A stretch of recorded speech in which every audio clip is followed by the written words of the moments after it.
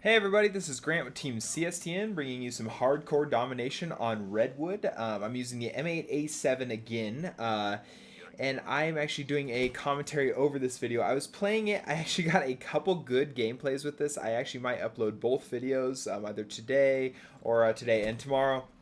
But this gun is out of control. I'm kind of doing like a road to long barrel and rapid fire with this weapon. I've been just playing with it like crazy. In this game, we get a number of triple kills, a number of fury kills. This weapon is just out of control. My other game, I get a Talon. I just wreak havoc on that one as well. So be prepared for that one. It's a little bit of a spoiler alert. And in this one, you'll notice a few times I get a little bit campy. I don't mean to be. I was kind of having quite a bit of fun here at the beginning. I was really listening, paying attention. I had my volume turned up a lot higher than normal, and I was really trying to use that to my advantage, which actually has helped quite a lot. So I would suggest that to anybody who's trying to, maybe have a little bit better awareness. I believe there's actually a perk that makes it so things are louder in the game as well, which it comes in extremely helpful, because not a lot of people play with dead silent. And I mean, if they play with dead silent, well, not a very common thing to have happen. Right here is kind of funny. I had a little problem with my controller. I could not have it switch up to UAV, and so it messed me up. I come around the corner, got destroyed, and so I'm still messing with it there. Finally get it to come in. So I ended up having to fix that after this game, but it does happen periodically. My other one of my games earlier tonight, I was doing it. I swear to God, my controller just lost its mind. My thumb popped off the little D-pad and just literally made my controller go crazy. I missed the easiest shot in the world. It was actually kind of hilarious. In this one, I really just play with UAV. I get a couple care packages. You can see here, I get the this Hardened Sentry. Hardened Sentry is insane. If you can actually get that and roll it over a few times and have them all standing at once, you can dominate an entire map. And not a lot of people use the EMP grenades in this one. So some of your things like this, like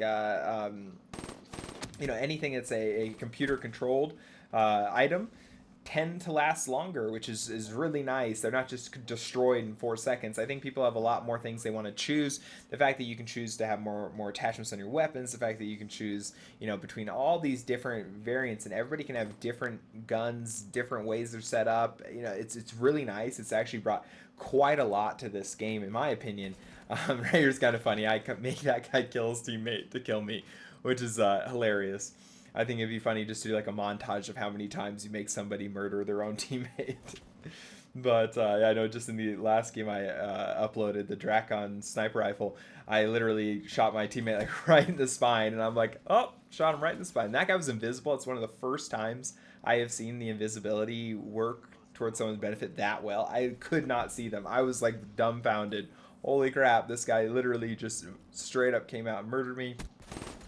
I got a sweet triple right there, actually. I want to say it was actually a double. I can't quite tell which one that was, but that was sick. Right on their spawn, absolutely destroyed them. Definitely awesome. You can see here we're doing 13 and 4, doing absolutely amazing compared to a lot of other people in the game. But this group I was with was actually fairly decent. I played with them for a few games. I actually had been playing with my sniper rifle with them. I'd been playing with a few other guns, and I found out just this weapon was absolutely amazing. And right there you can see the guys using the rejack perk, and I actually just got a fury kill, and that was actually probably one of my close to first fury kills, and that's just one of 2 in this game, so just keep an eye out for that a little later. But that was pretty hilarious. That rejack, it's useful. I've used it. I've had some funny moments with it, but most of the time it gets you into a lot of trouble. And the really reason there is the fact that it has that big green smoke pop up. Everybody who's paying attention, I almost got sniped in the face. Thank God that guy had bad aim. But with the rejack, if you're not careful with it, everyone's going to see that green smoke, and then basically you just get a lot of people camping around that smoke, waiting for you to pop out. I'm going to cut the video here and fast forward us through this halftime. I'll talk to you guys in a moment.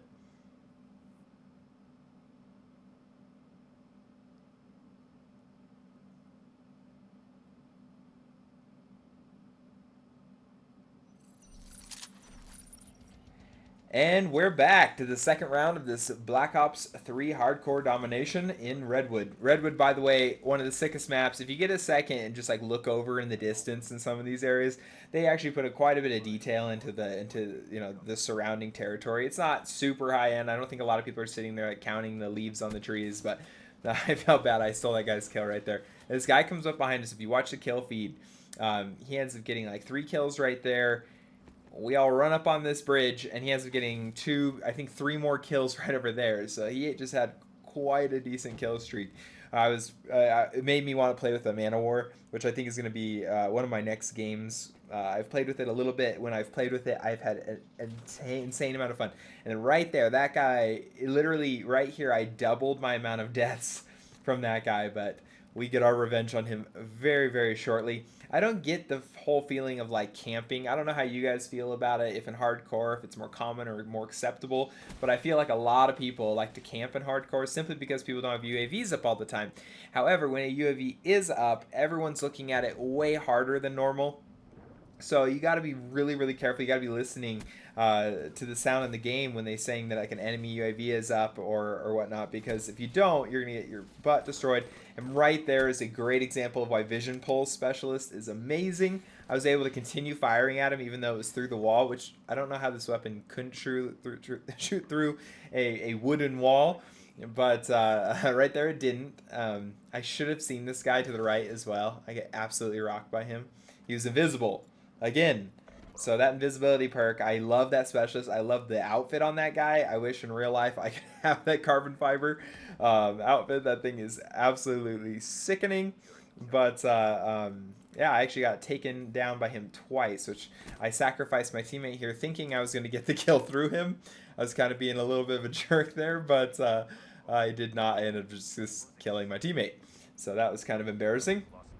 And then, but this game, the detail level in just about everything is much higher. Just looking around, your weapon, the water, the sheer fact you can get into water and you can actually swim around, which I think is just amazing. It's so useful. People aren't used to it because it's really one of the first Black Ops games or any Call of Duty game that you've been able to actually use the water and swim around in and actually fire a gun in, which I find very, very interesting and very useful in the fact that you can pop out and just ambush people. There's a lot more maps with water that makes it much, much, much easier to use. The aquarium one, just off the top of my head, I panic fired there for a second. But the aquarium map is very interesting. I don't like that map very, very much. I think that it is absolutely heinous.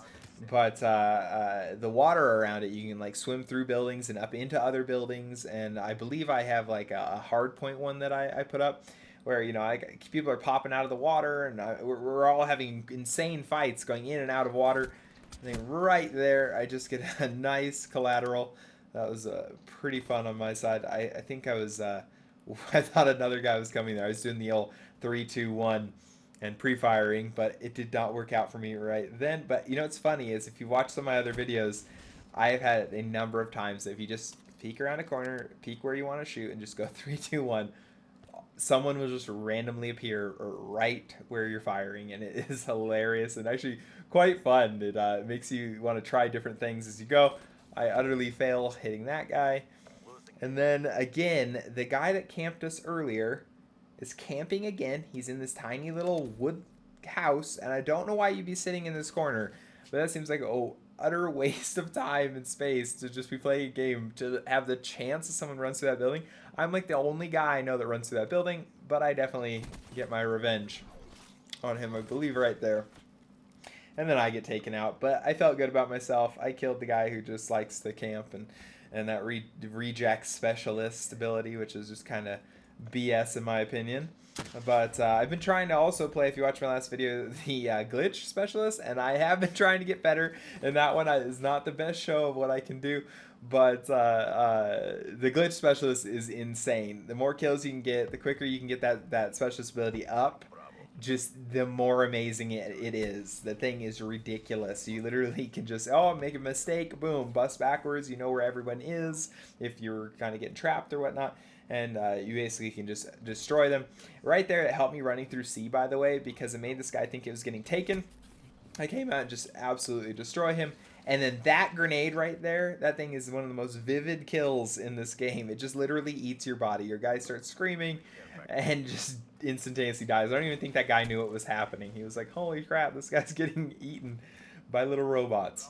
But you can see here we're hitting 32 and 13. I was trying to keep this game under 10 deaths, but I found it so entertaining and so much fun that I decided to put it up anyways. My other video I am on, I can't quite remember the name of it. I want to say it's Infection.